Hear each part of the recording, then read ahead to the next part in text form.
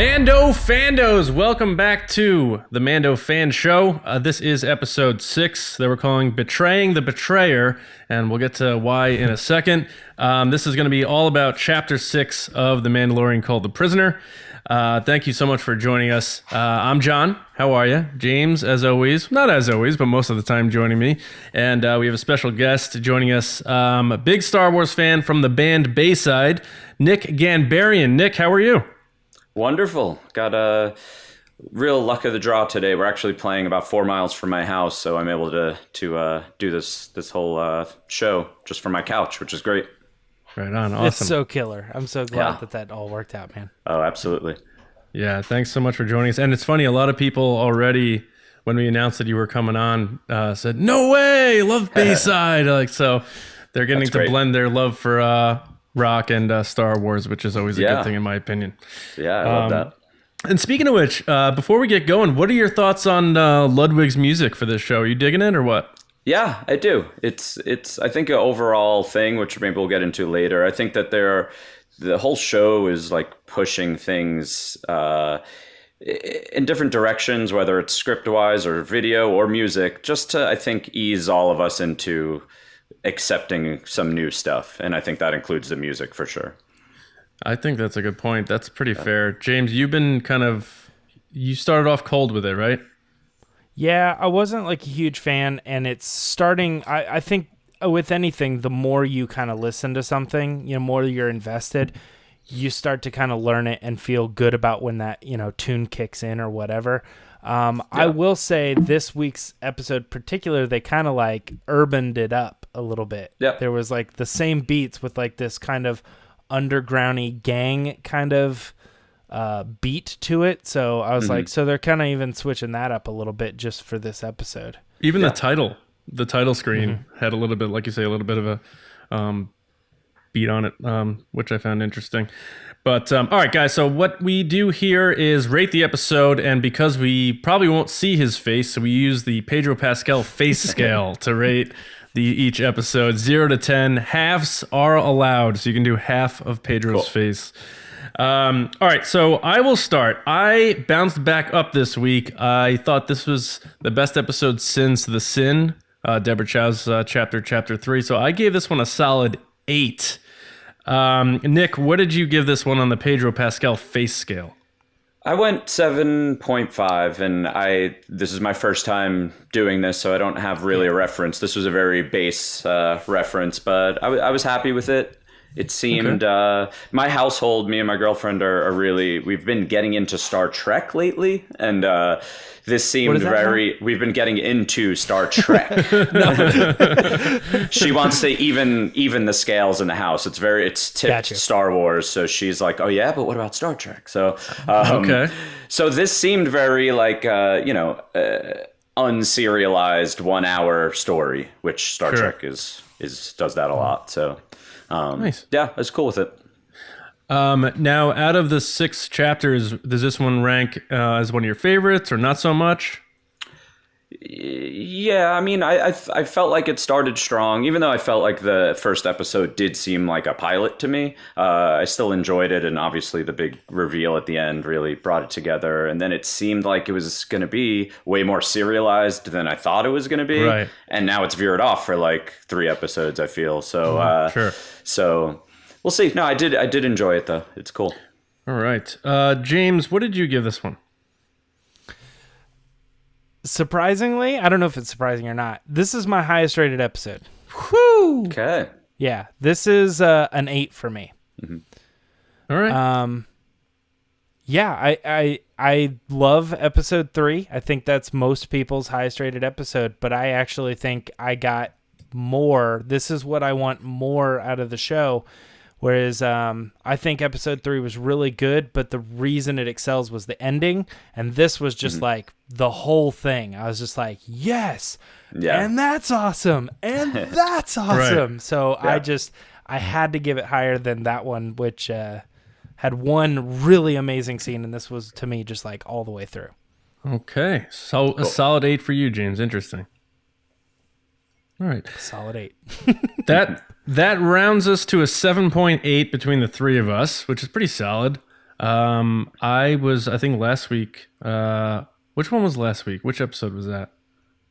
Where they're on Tatooine. I don't remember what it was called, yeah. but yeah. That was my lowest rated episode, so this was a bounce back for me. Yeah, I would for sure go that route also. That I feel like I've been talking to my friends about it. If that wasn't on Tatooine, that like held the episode together for me. I mean, cool stuff happened, I agree. I'm gonna go on record and say that Toro dude was like the worst acting I've ever seen in Star Wars. So I couldn't agree more. It took me out of it so hard. I just needed to get that off my chest. I compared it to Jeremy London and Mallrats, like just mailing it in completely. Yeah. No, I agree with you. Now, we went to our patrons on patreon.com/resistance broadcast, and they also had an opportunity to rate the episode, and we averaged all their scores together. And James, they were really close to us. They gave us an 8. So they're right on par with us. They dug this episode a lot. No one cheated this time. No 11s, Spinal Tap style, no 12s or anything like that. We locked in at an 8 there. And just remember, if you want to be featured on the show, tweet about The Mandalorian Chapter 7 next Wednesday. Yes, it's going to be out on a Wednesday because of that movie called The Rise of Skywalker, just screwing the whole schedule wrench up there.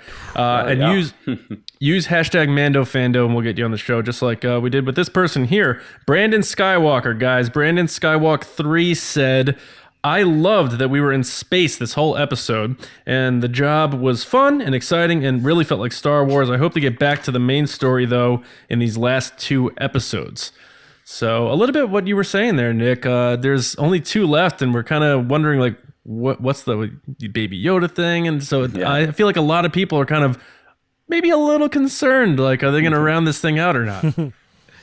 Yeah, I'm sure I'm sure they know what they're doing, as judging that by the first 3 episodes, and then they're letting us know here's what else to expect. I feel like this is a very almost like palate cleanser when it comes to Star Wars these days. It's like, here's where we're going. We'll still think about you guys who want to appreciate the past, but here's where we're going also as far as storytelling goes.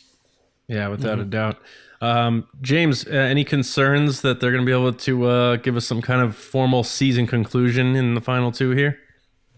No. Because I remember we got Dave Filoni producing this thing. So when you look at Rebels, almost every single season, there's like those episodes that people are like, well, I don't really know what to call this. I don't know if it does or doesn't add up, which in my opinion, all the episodes add up. They all go towards something greater.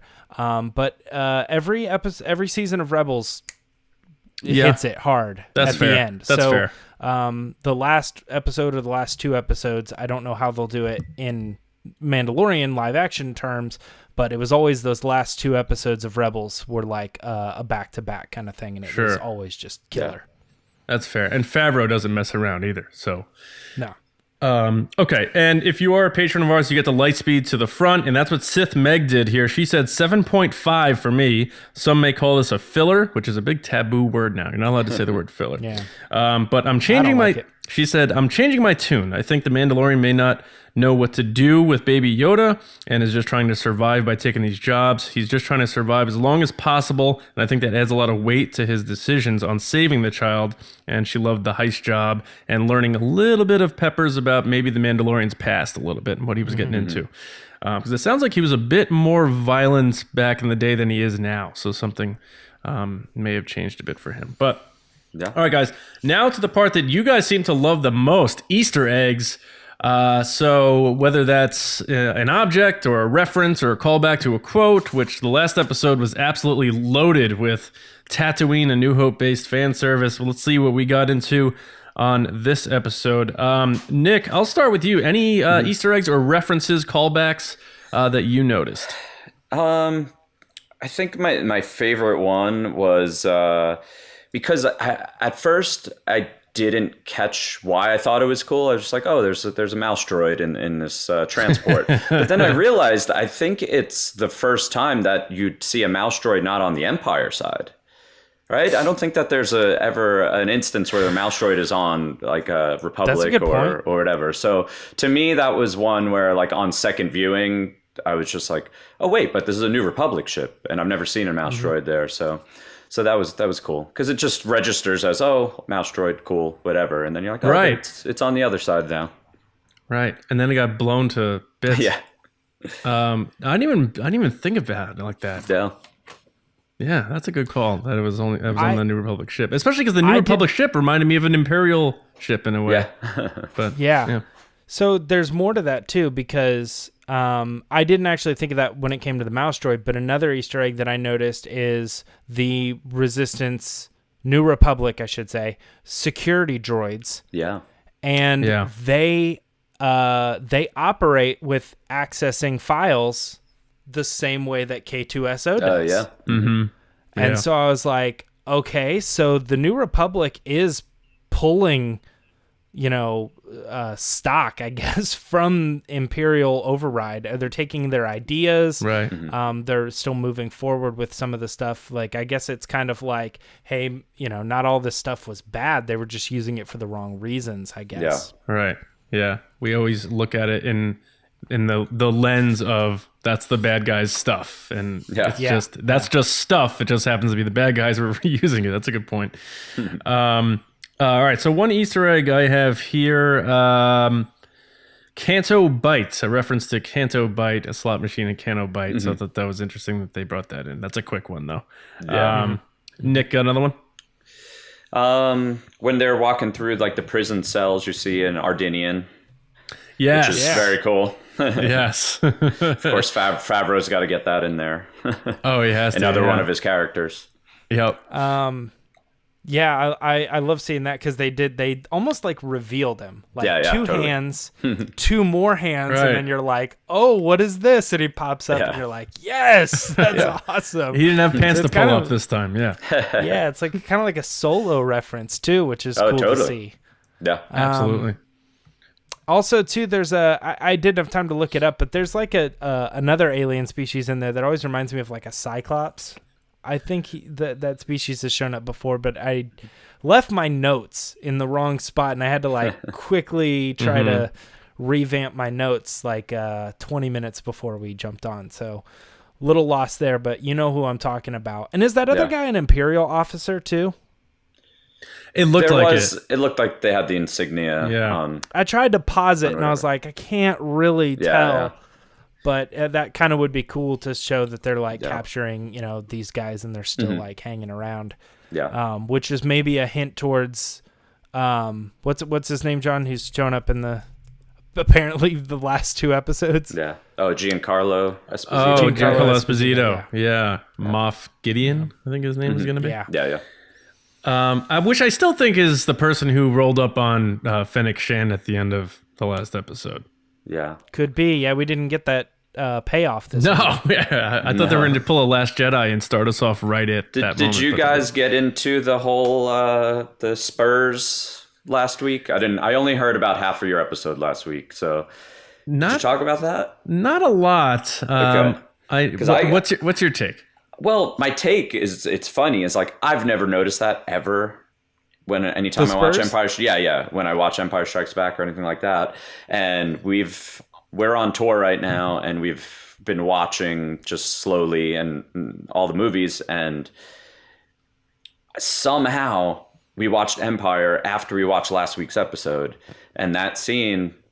Everyone was sleeping around me. I'm the only one still up watching Empire. And I hear Spurs on Boba Fett. And I'm like, wait a minute. And with the access right now, I pull my phone up, go right like to did the it end of the scene. backwards. That's yeah, crazy. exactly. Yeah. So that was very interesting. So we'll Was see. it like was it like one of those like oh my god, I think I just figured it out type of moments? Yeah. And it seems like so like the hardcore fans are going to know that. That's completely flew over my head for I've been alive me too. 39 years. Like I've never even heard that, but it was so like in your face in the Mandalorian episode. And then because it was so quiet on the bus, I heard it and I was like, wait a second, is that the same? And it sounds like actually the same, like file, like the same audio from Boba Fett. So that's the other thing too, is there's actually a second little clue that it might be him, and that is there's a radio antenna playing. It's like okay. and it's almost again, Yeah. gotta be the same exact file. Yeah. And when you hear that is in Boba Fett's like special edition cameo in A New Hope. So it's like that's two things that are like hinting at this character being, you know what I mean? Yeah. So we will see, guys. We will see. Yeah. Maybe episode 6 will reveal that. Yeah. No. James, am I up or are you up? It's either one of us, but I'm just gonna take it. I'm gonna go for the big one, right? Do it. The X-wing pilots. Yes. All right. And who were they? I say pilots because everybody saw Dave Filoni, right? Yeah. Oh yeah. Which is it totally pulls you out of the scene and takes you out of the moment in the thing in the best way possible. I want to be ripped out of the scene for something like that. I absolutely loved it. Something that maybe people didn't also pick up on, the other X-Wing pilots are the other directors, Rick Famuyiwa and Deborah Chow. Yep. So, and they all have their little fun names, which are Jib Dodger, Trapper Wolf, which is Filoni, of course, and then Sash Ketter, I guess. So, Okay. yeah, but big cameos there at the end. Kind of did not expect to see that flying around in X-Wings. You know, who expected to see X-Wing pilots like in the classic suits and everything? Yeah. It's great. Killer. I couldn't catch, and because I only watched it full in once, which X-Wings they were. Were they T-65s with the 4 engines, or were they T-65Bs? Yes. Oh, okay. So they are ones that show up pretty regularly, like Rogue One, the original series. Yep. Those, Yeah. It's that era. That was pretty cool. And when I watched it, I was like, wait a minute, is that Rick and is that Deborah? Like, and then I waited for the credits and I'm like, oh, it is. That's so cool. Which means every director has a role on the show so far that we know of, except Bryce Dallas Howard, if I'm not mistaken, because even Favreau plays a Mando and Taika plays IG-11. So, process of elimination, unless I'm missing someone. But, all right, Gungan. They brought up a Gungan, and even Bill Burr did an impression of a Gungan, and not a Gungan with like a New York accent, like a Gungan from Naboo or whatever, Gunga City. So I thought that was pretty good. And by the way, I'll get into it more later. Bill Burr was great. But Nick, do you have any others? What else did I write down here? I kind of felt like Zero was like a little Forlom kind of design, like Forlom adjacent. And obviously Berg was like they said Deveronian, so that was an old school reference. I'm just going through my notes here because I didn't feel like it was too heavy on the Easter egg thing. So yeah, I mean, I think that's kind of it. I don't know, it's Easter egg for Mandalorian episode 2, I think, with the whistling birds. It's more like bringing that back. They all misfired, or he just missed this time. I wrote that too. I think that was episode 3. That was when he was grabbing the child and escaping. So my question with that is, I remember the armorer saying that they were like rare. So he used a bunch in episode 3, and then he just misfired or missed with a bunch of them. So is he out? How many does he have? Watch him like go to it later and realize he's out when he needs him or something. Like the old West gun just being out of bullets. James, any more? A couple of little ones. So I first and foremost, this is kind of another thing too, but like this episode really pushed the Razor Crest as a classic Star Wars ship. Like that hunk of junk, and then it's like, yeah, but this thing's got a history. It's a great ship. You're underestimating its ability. And when I initially kind of was getting that vibe, my first thoughts obviously go to the Millennium Falcon. Then I also kind of moved into the Ghost. And right about that time when I was thinking, oh, that's kind of also a reference to the Ghost, one of the characters says, the reason we're using this thing, it's a ghost. Literally like says that word. So I was like, I feel like that's kind of a call out to the type of ship that, you know, is very Star Warsy in that sense. And they're trying to like bring the Razor Crest up. Like, I think also he references at one point, he's like, well, the crest, and he just kind of just like the Falcon, you know, it kind of had that vibe to it. And it's like as if people people know about the crest. You Right. know what I mean? Yeah. It's that ship. So I thought that was a really cool little nod there. Yeah. Yeah, without a doubt. Also, and I had to look this one up, but when I heard her say Alzok 3, I'm like, that has to be something that's been referenced before. And it was canon referenced in Last Shot. Han and Lando talking about someone was the fastest on Alzok 3, and they're like, well, that doesn't really say much. So, which is funny because, we'll get into it, I guess, in a bit during our discussion, but Mando says that about being an Imperial sharpshooter, and Bill Burr has quite the snapback on that. But, all right, so that should be it for. I mean, we can go and say, a Twi'lek and do that whole thing again, but we do that every episode. The Twi'leks are everywhere. But Darth Krieger here, James, just like you, said, at Darth Krieger, said, another amazing episode, learned something about classic species, and I loved the Dave Filoni cameo. So I think most people did dig that, even though it was like, there's Dave Filoni in an X-Wing cockpit. Yeah. So, all right, guys, now before we move on to our discussion, you guys are waiting for the Mando code this week. Hopefully by now you're aware of it. It's a contest that we're doing where each week we're going to reveal a number for you guys, leading up to a total of 6 numbers that will help you find your way to win the bounty. And the bounty is a Boba Fett Black Series electronic helmet. Now, I hope you paid attention to the last 3 weeks and got your first numbers. Otherwise, go back and watch. Give us those clicks. Watch the videos, get the numbers. Watch the video while you're at it. Yeah. Leave a comment. You leave a comment, subscribe, all that. But once all 6 numbers are out, we will give you instructions on what you need to do with those so that you can enter to win. So your mission continues right now. This week's number is 1. So jot it down, tattoo it, whatever you have to do, and we'll see you Wednesday with the next number. All right, guys, let's get into the discussion part of the show now. First, to warm things up, favorite shot or moment of the episode, if you have one. So, James, I'll start with you on this. Did you have a favorite single moment or shot that stood out to you that you were like, yeah? Yeah, for me, hands down, 100%. Bill Burr walking towards the camera with the light flashing, and the Mando is like sneaking up.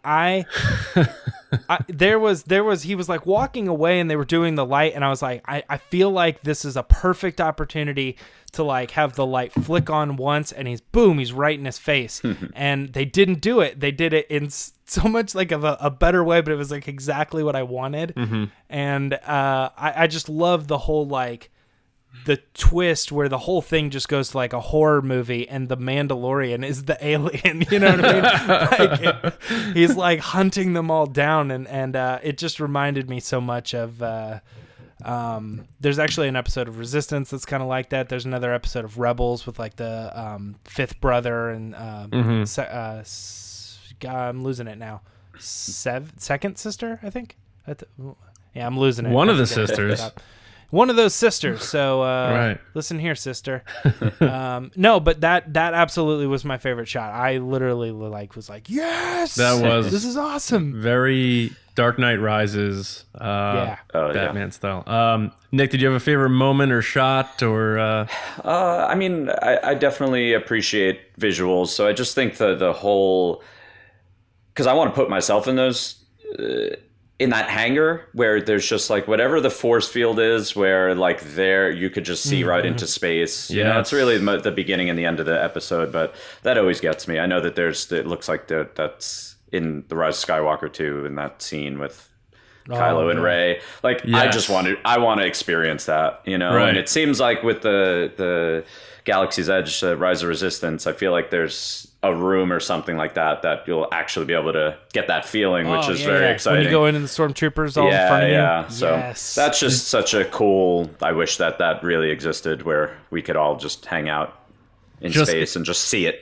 Just immerse yourself in you're in Star Wars. I agree. Yep. Did you watch the video of the ride yet? The Rise of Resistance? I don't know if there's an official one or anything like that. I've seen some people's like Instagram videos and stuff like that. I didn't really stay away from it. Not that I thought I would care about spoilers for a ride. I don't care about that stuff, but I just haven't really. Out here in California, it doesn't open for another couple of weeks, so I'll experience it when I get there. And this is a good opportunity to mention too, Batuu Crew. Right? Yeah. Yeah, So this we, is like your whole deal on Instagram. Yeah, it's funny because I have some friends who are, on the level of Star Wars fan wise, but like I'm in a band. I don't have a day job really. So like I go to Disney by myself. I go to Galaxy's Edge by myself. So I was there one day with one of my friends and I'm like, oh, finally I'm here with somebody, and I'm like, I need a crew of people. And then I'm like in my head, like Batu crew, that rhymes. Immediately went to Instagram and was like, if this isn't a handle, I'm like making it a thing. So I immediately signed up and just like, I've been like here and there learning like very basics of graphic design on my iPad and stuff like that, and just started drawing up a little logo and stuff like that. And it's fun. I mean, it's really like, along with you guys, and we both know Black Series Rebels, and like just all those people that like have like a positive community revolving around Star Wars. I was like, I think this could be something that like adds to it all, and it's something that like physically people can go to, which I think is cool. So so yeah, that's just an Instagram I started, and I made a pin, I made a t-shirt. All right, I gotta get on there then. Batu Crew on Instagram, because I don't go on Instagram very often, but I'll check that out. And I haven't been to. You both have been to Galaxy's Edge. James went once. You've gone 500 times. It sounds like. Yeah. I literally live 4 miles away, so I try to go once a week. Right. Like you could feel its presence. That's how there you go. All right. At the very latest, I'm gonna go at Celebration next year. So at least I know I'm going at least in August. And I heard they're gonna be. They already, at least in Disney World. I don't know if they're all gonna always match each other, but in Disney World they're gonna expand it. They have more like land behind it that they're going to add to after like episode 9 or something like that. So. Yeah, that's the word here. Like acreage is a lot different here in California. It's hard to come by. So I think that they have it planned if it's going well. But I recently just went to the Orlando one for the first time, and it's way busier than the one here. Oh, so really? I don't know if they would.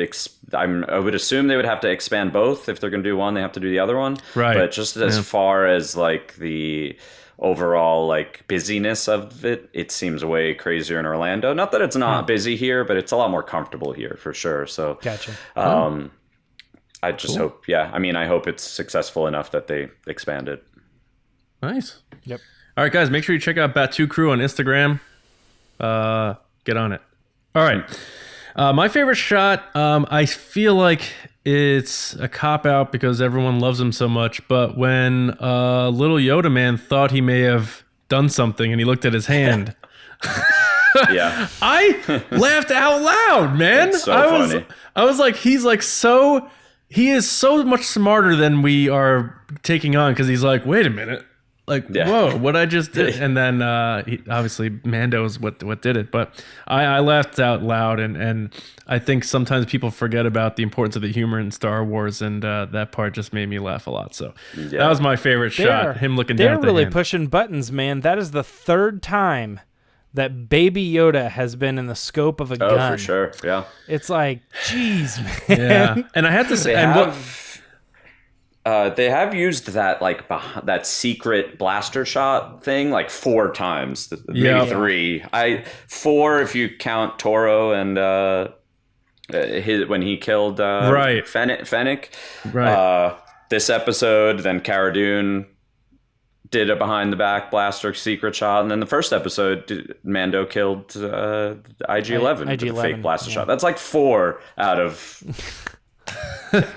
That's true. 6 episodes. That's true. Use that. All right. Well, let's use that as a good segue then, because I'll start the spoiler discussion off by saying that I was for the first time nervous about Baby Yoda's fate, because I did think they were going to leave without Mando. I thought Mando was going to get trapped, and then the next episode was going to be him getting like bailed out or taken out. So I thought they were going to leave with him, and I felt myself getting a little nervous at first for the first time, because in the other ones, like you were saying, I thought it was going to be a fake out or a trick shot or something like that. So how do you guys feel about Baby Yoda? Did you think Mando was going to get out of there in that episode? Any concerns there? Nick, I'll start with you, and then we could just have an open chat about the episode. I feel like he got out pretty quickly, so I didn't have time to like worry about him. I'm glad that he wasn't. There's been like times in the whole series where he's just like a fumbling mess getting beat up by Mudhorns or whatever. I'm glad that he was just a badass this whole episode.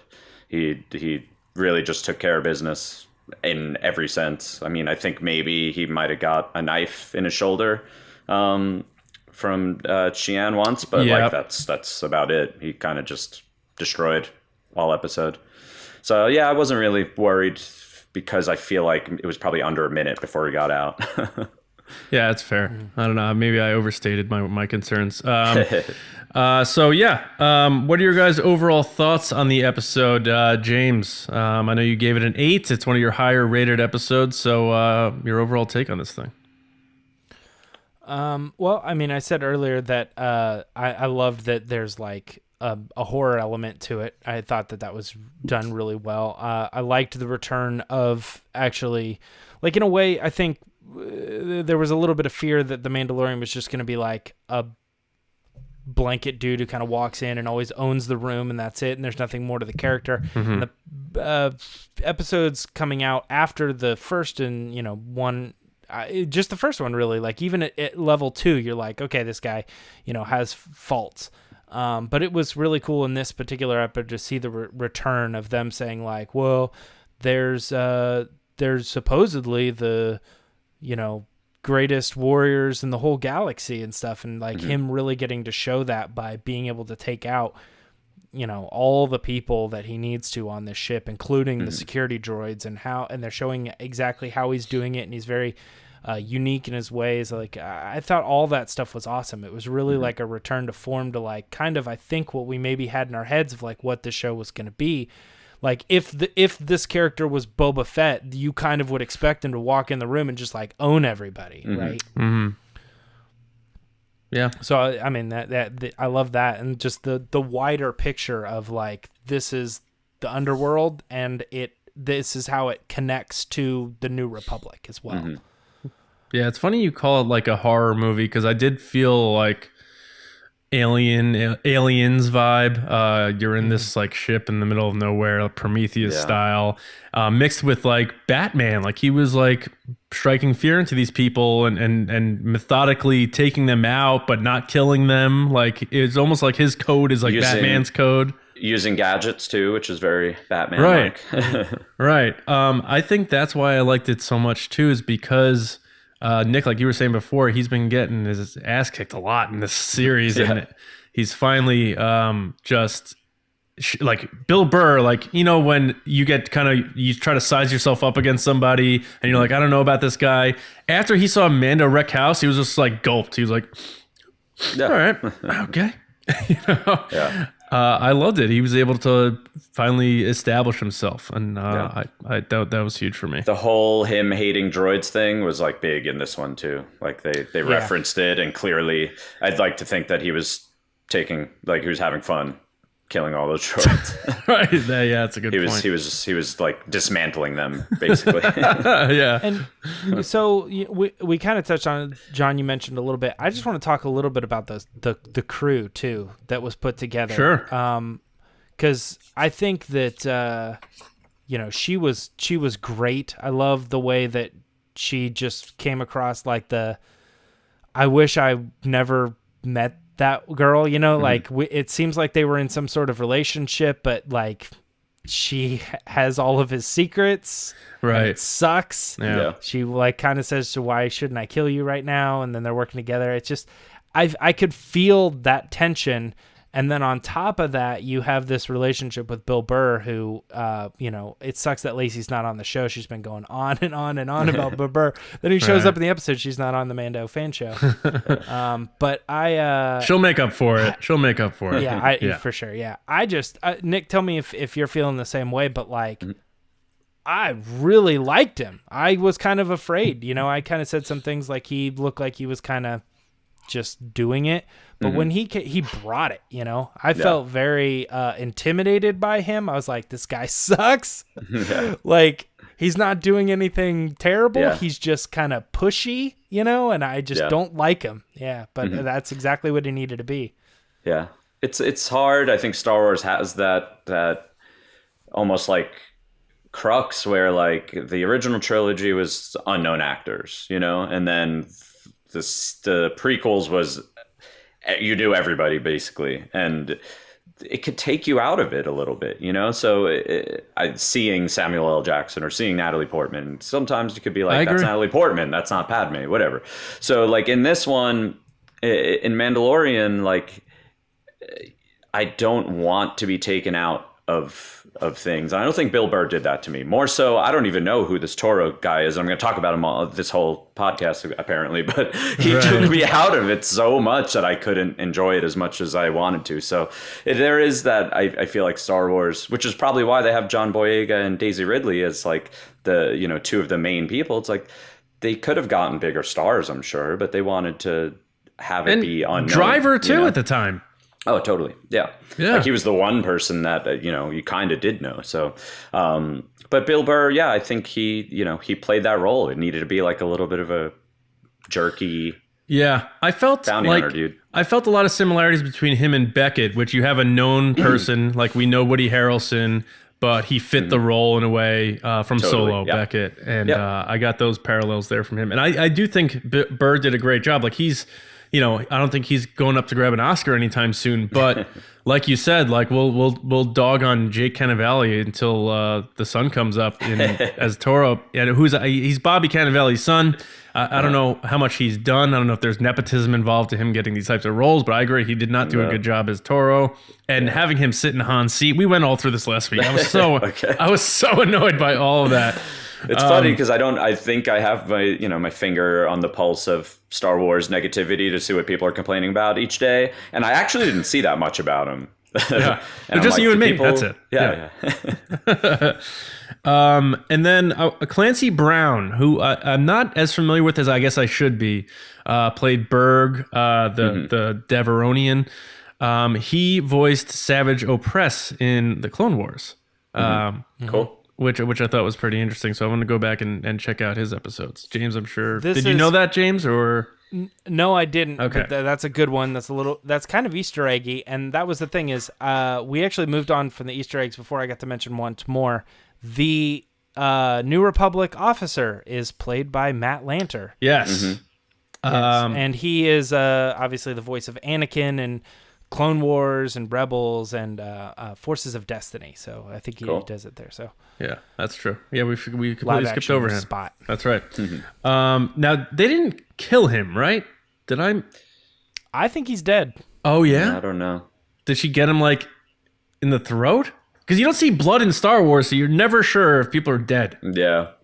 I think that because she's throwing those things hard enough that like from a far distance, they're hitting Mando and like knocking him back a little bit. Yeah. You got to think she's a killer, right? And in that moment, she's saying the best solution here is just kill that guy. I don't see how she like hits him with something that knocks him out, right. you know? And Mando's the only one who wants to keep him alive. Like everyone else would be, seems like totally okay with him dying. Speaking of which, I was surprised. I was surprised to see. I thought he killed them, to be honest with you. Mm-hmm. And then he came off the ship and he's like, I did what I had to do, whatever. I was like, oh, he got his hands dirty. And then they showed them in the cell. I was like, oh, all right. I kind of like that, actually. That's the Batman approach. I know. Taking it above, it would be really easy for me to just kill you and walk away, but that's not my new life. Right. It was the three of them sitting in Arkham Asylum in a cell. Yeah. Yeah. No, I get that. Yeah. But what about the droid? How does how did you guys feel about Zero, the droid? Anything? Vanilla? To me, it was a little vanilla, but I know you brought up a Forlom comparison physically, but what about his personality, Nick? Yeah, I mean, there wasn't much there. The only thing that I thought was interesting and worth noting is that, and I don't know if I've heard it ever in any of the animation, definitely not in live action, but he referred to non-droids as organics. I thought that was pretty cool. I hadn't heard a droid I don't think I had reference a non-droid as an organic, so that was about it. I mean, besides his kind of similar look to Forlom, and then him referencing that, and he was kind of just like a accessory, I feel like. Yeah, I think that they did a good job with whenever they kind of highlight a droid in Star Wars, there's always this kind of dry humor that goes with those types of characters. Definitely. 3PO, R2D2, K2SO. K2SO like for sure, yeah.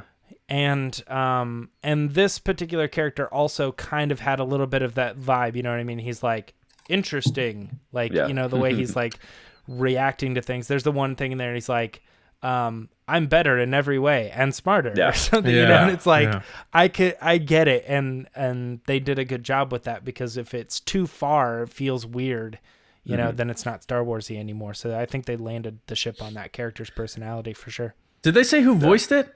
Was there any like popular person hidden in there in a uncredited cameo floating around online or anything? I missed it. If it's I definitely looked it up and didn't recognize who it was. So if it was somebody notable, they're not on my radar. So someone's not gonna like comment and be like, "You idiots! It was Bruce Willis. Bruce Willis was the droid." Bruce Willis. Like, I don't know. Yeah. Jim Carrey, dude. That's why I can't believe it. So, and what about what's his name? Was his name Mark Boone Jr., the guy from Sons of Anarchy? Was that his name? He played I don't know the actor, yeah. But anyway, he I guess knew Mando, and he like kind of alluded to the shady past of Mando. But what did you guys dig that? Because he was basically the vehicle for this episode. Him being like the boss of this level of the video game sort of thing. What was your take on that guy? Yeah, I didn't mind him. I think he, like you said, I think he was like the, to use the word again, like almost like the accessory, the vehicle to move the whole story along, and a recognizable person for sure. But he didn't take me out of the universe. He looked like he could belong. Yeah. So this is Ran, right? I think his name was. And I think he did all right. I wasn't on the show where you guys talked about the one lady who was like the mechanic. Yeah. Yeah. I did not like the character. I wasn't vibing that at all. This was kind of different. I was like, okay, this guy feels Star Warsy. And I like the one thing about it that he kind of did well, I think, was from the very beginning, I had this like trust meets distrust, or mistrust.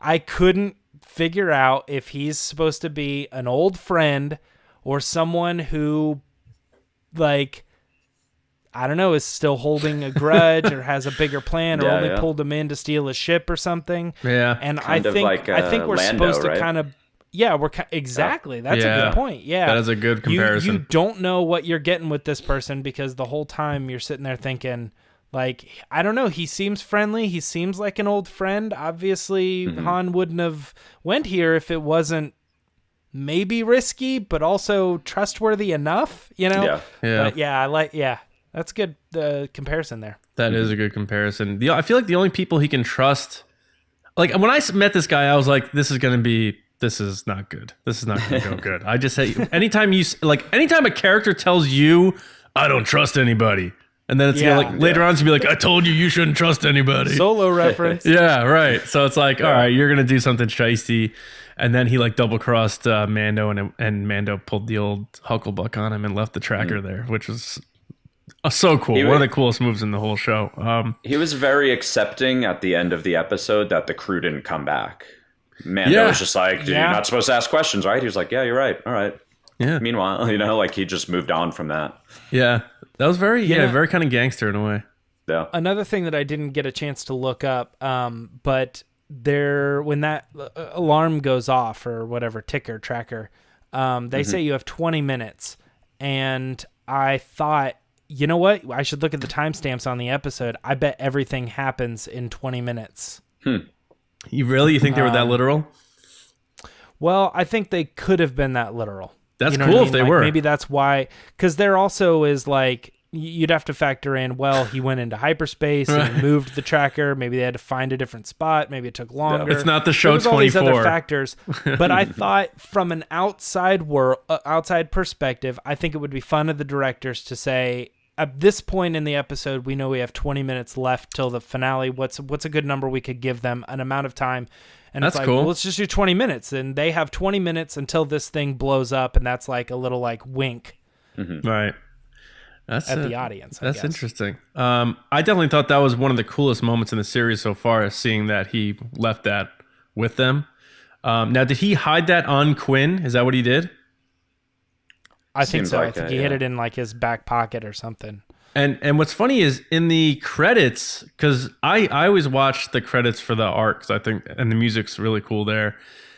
It looks like the 3 X-Wings blow that entire thing up. Like that thing in the art is like just lit up.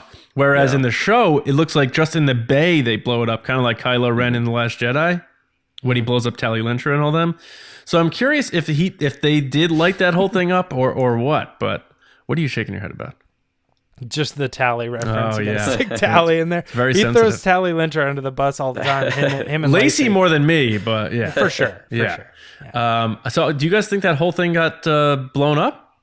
They didn't really show it exploding like a Death Star type of situation, but like, did all those people die, I guess, is what I'm wondering.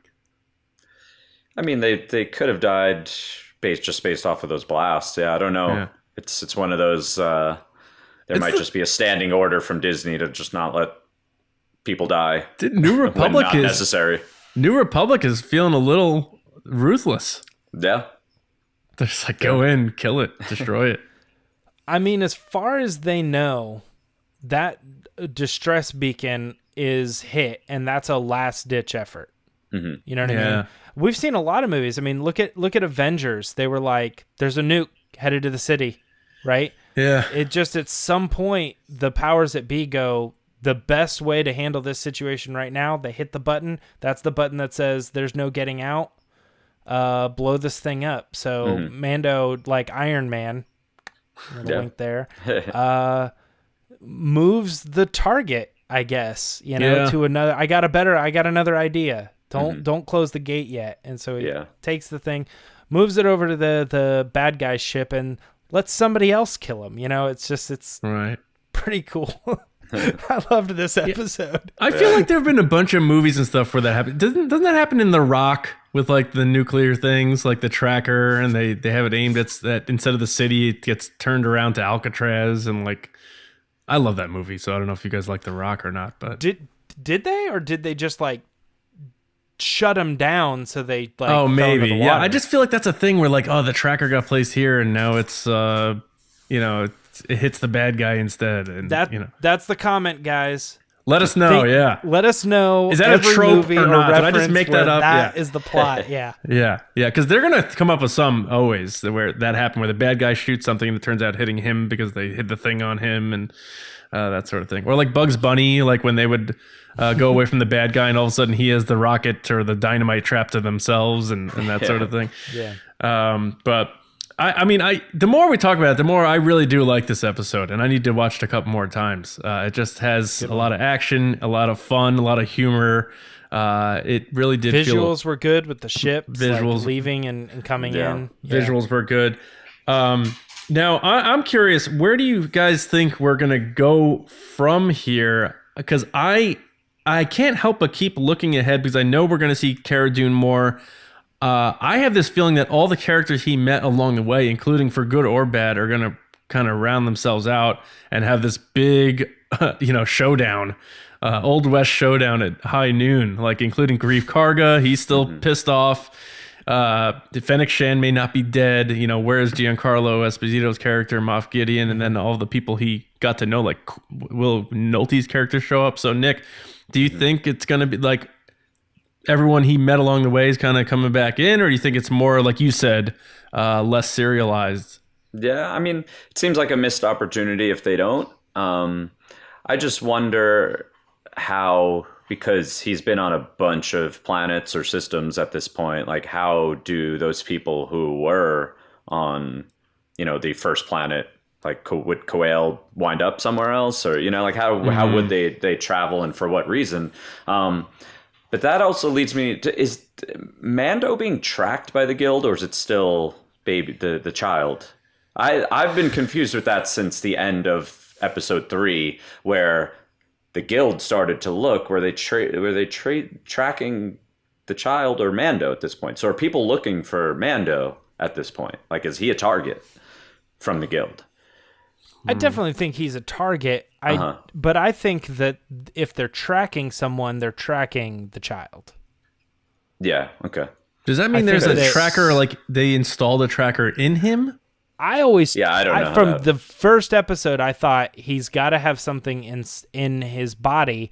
And then that got reemphasized when they were moving him different places and people were following him, including the planet with the people or whatever. Right. The planet with the people. Yeah, you know what I'm talking one. about though. Yeah.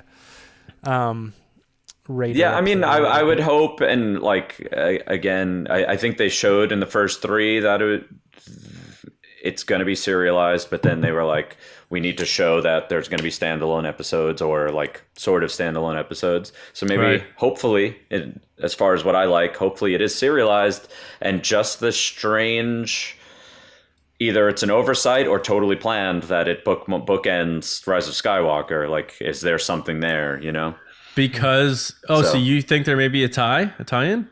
I don't know. I mean, we've been bouncing around that thought, so yeah. Yeah, it's very precarious timing, I feel like, to have it, be the Wednesday and then the following Friday with Rise of Skywalker right in the middle. So, I mean, there might be a little nugget in there. I mean, it's cool. Again, maybe missed opportunity if they don't do that, but I don't know. I hope it goes back to the storyline for the next 2, and I'm sure the sentiment everywhere is I'm hoping that they're longer episodes. Because even these 43-minute episodes there's about 5 minutes of dead air. Do you ever do this was the longest episode though, right? Yeah. I think so. Yeah. And I still do the pause to see how much I have left, and then I'm like, oh no, only like a couple of minutes, and I know that's gonna be all credits, so I'm like, I'm at the end here. Yeah. I actually did the opposite. I paused in the thing and I go, there's still 20 minutes left. I paused too late. I paused way too late. Yeah.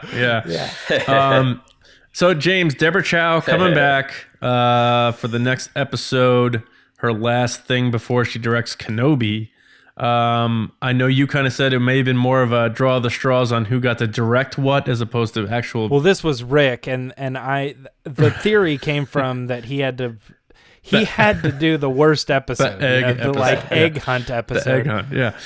And so I feel vindicated at least for his contribution to come back and do currently now my favorite episode in the show. Yep. I'm like, boom, there's the Rick I know that could have done this. Yeah. Okay. Right. So any thoughts, James, on where you think we're headed here? I know you think they're going to round it out. You believe in Filoni and his season finale type of storytelling. We have 2 to go. What do you think? Yeah. So I think obviously we're gonna get Moff Gideon, Giancarlo Esposito. That has to happen. We know he's in the show. And then I think what I'm leaning towards now is I think the next episode he will probably return to the planet, and that's where you're gonna see Grief Karga and all the other bounty hunters. We've seen that shot as well. This is probably where you're also going to maybe have a run-in again with Pershing and the client. I hope so. Yeah. So we get that sort of explanation. And then Moff Gideon shows up as well. Maybe he's been hired by the client to hunt. Maybe that's where that whole connection is. But I think that maybe episode 7 ends with the cliffhanger, and episode 8 is when we're going to get IG-11 and Cara Dune show back up. And but that a little bit of a bummer there. Cara Dune only for 2 episodes. She max capacity right now would be 3 as if she's in the next 2. Right. But I just don't think so. I think she more likely will show up in just that last episode. Yeah, that's a good point. I thought she did a good job. Did you like Gina Carano, Nick? Yeah, I had some people that I talked to had mixed feelings, but I thought, and that was mostly on like not a character, but a acting thing. I didn't see it. I thought she was fine.